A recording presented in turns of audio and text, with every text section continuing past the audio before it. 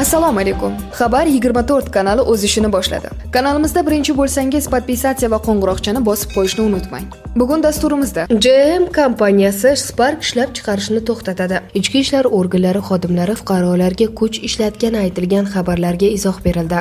Alvido Rayyan. Marokashda quvurga tiqilib qolgan 5 yashar bola vafot etdi. Endi har 15 kunda menga hisobot berasan. Prezident Buxoro viloyati hokimi yakshanba bo'lishiga qaramay 3 ta tumanda majlis o'tkazdi. Surxondaryoda xitoyliklar itlarni o'ldirib, bo'ynidan osib qo'yganligi aytilmoqda. Unga yaqin sudyalarga nisbatan intizomiy jazo qo'llaniladi. Endi esa shu va boshqa xabarlar tafsiloti bilan batafsil Xabar 24 kanalida kuzatib borishingiz mumkin. Ichki ishlar organlari xodimlari fuqarolarga kuch ishlatgani aytilgan xabarlarga izoh berildi.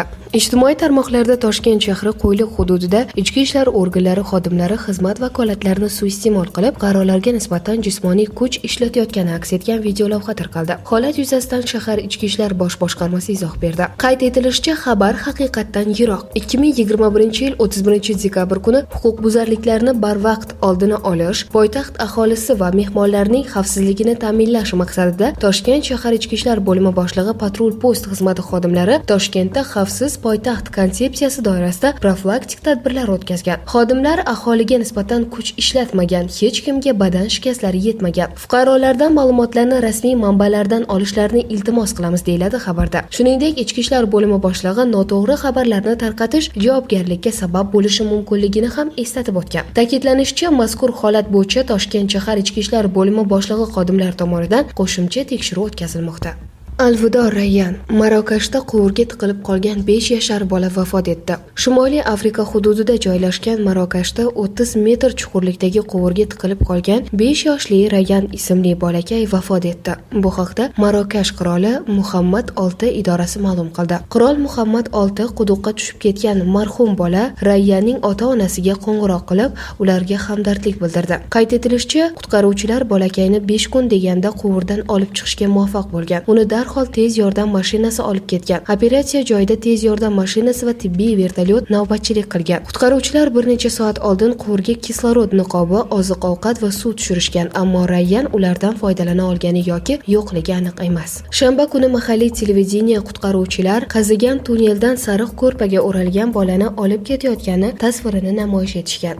Buxoro viloyati hokimi yakshanba bo'lishiga qaramay 3 ta tumanda majlis o'tkazdi. Bugun 6-fevral haftaning yakshanba kuni Buxoro viloyatining Buxoro, Vobkent, G'ijduvon tumanlarida viloyat hokimi Botir Zaripov rahbarligida yig'ilish o'tkazildi. Bu haqda viloyat hokimligi matbuot xizmati ma'lum qilgan. Xabarga ko'ra, Botir Zaripov O'zbekistonda dam olish kuni deb berilgan, hatto kalendarga qizil bilan belgilab qo'yilgan sanada Buxoro tumani Kunjiqala mahallasidagi madaniyat markazida hokim yordamchilari hamda mahalla raislari bilan yig'ilish o'tkazgan. Yig'ilishda tumandagi 36 ta mahallada hokim yordamchilari tomonidan xonadonlarni xatlovdan o'tkazish, odamlarni tadbirkorlikka o'rgatish masalalari muhokama qilingan. Keyin hokim buva xuddi shu kabi yig'ilishni Vobkent va G'ijduvon tumanlarida ham o'tkazgan. Agar viloyat matbuot xizmatining rasmiy sahifasiga e'tibor beradigan bo'lsak, o'tgan haftadagi yakshanba, ya'ni 30-yanvar kuni ham Qorovulbozor tumanida Botir Zaripovning yig'ilish o'tkazganligini ko'rish mumkin.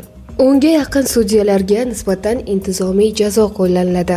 Sudyalar Oliy kengashi bir qator sudyalarga nisbatan intizomiy jazo qo'llanilgani haqida ma'lum qildi. Qayd etilishicha, joriy yilning 4-fevral kuni mas'uliyatsizligi va yo'l qo'ygan kamchiliklari uchun poytaxt sudlarida faoliyat ko'rsatayotgan Parpiyev, jinoyat ishlari bo'yicha Yakkasaroy tuman sudining sudyasi, Mengliyev, fuqarolik ishlari bo'yicha Mirobod tumanlar aro sudining sudyasi, Rajabov, Hamidov, Gulyamova, Ismoilov, Toshkent tumanlar aro iqtisodiy sudning sudyalari, Sabirov, jinoyat ishlari bo'yicha Chilonzor tumani sudining raisi, Bobonov, jinoyat ishlari bo'yicha Olmazor tuman sudining raisi, Najimov, jinoyat ishlari bo'yicha Olmazor tuman sudining sudyasi intizomiy javobgarlikka tortildi.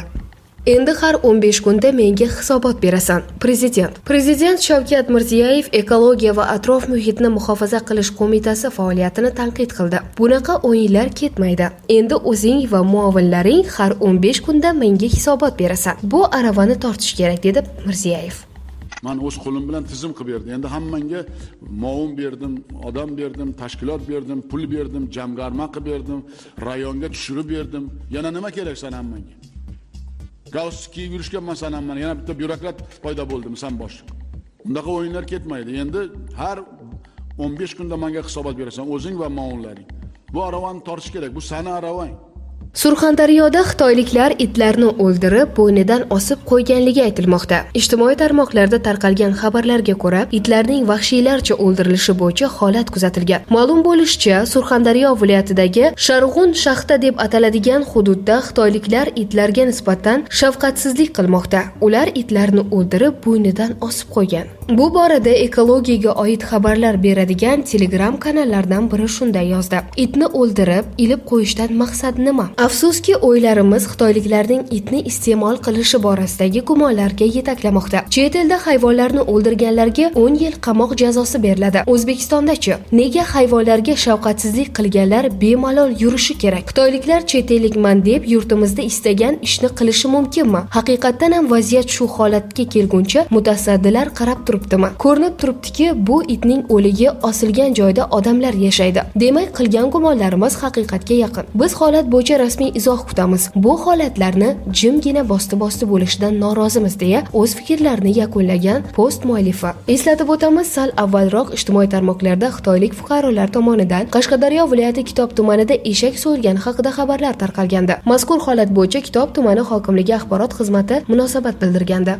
GM kompaniyasi Spark ishlab chiqarishni to'xtatadi. 2022-yilda General Motors kompaniyasi Spark xepchagini ishlab chiqarishni to'xtatib, uni dunyo bozoridan olib tashlaydi. Bu haqda kompaniya saytida xabar berildi deya yozmoqda Xabar.uz nashri. Ularning aytishicha, Spark hozirgi davr uchun urfdan qolgan va 2021-yilda bu mashinaning dunyo bozoridagi sotilishi tushib ketgan. Uning o'rniga Trax kompaniyasi sotuvga chiqarilmoqda. Spark mashinasi O'zbekiston va Rossiya bozorlarida ancha bozorbop mashina hisoblanadi. Ko'pchilik uni arzon va ixcham bo'lgani uchun sotib oladi. Albatta, Amerika va O'zbekiston Spark mashinalari orasida ancha farq borligini aytib ketish kerak. Beruniyda qiz o'g'irlagan fuqaro ustidan tergov harakatlari boshlandi. Qoraqalpog'iston Respublikasi Ichki ishlar vazirligi axborot xizmati filiallarida tarqatilgan surat yuzasidan rasmiy ma'lumot berdi. Voqea shu yilning 4-fevral kuni Beruniy tumanida sodir bo'lgan. 2002-yilda tug'ilgan qiz va uning 2 tanishi unga turmushga chiqish maqsadida o'z ixtiyori bilan o'g'irlab ketishgan. Qiz 4-fevral kuni soat 21:00 larda Beruniy tuman ichki ishlar bo'limi boshlig'iga ariza bilan murojaat qiladi. Mazkur holat yuzasidan Beruniy tuman ichki ishlar bo'limi huzuridagi tergov bo'limi tomonidan tergov harakatlari olib borilmoqda.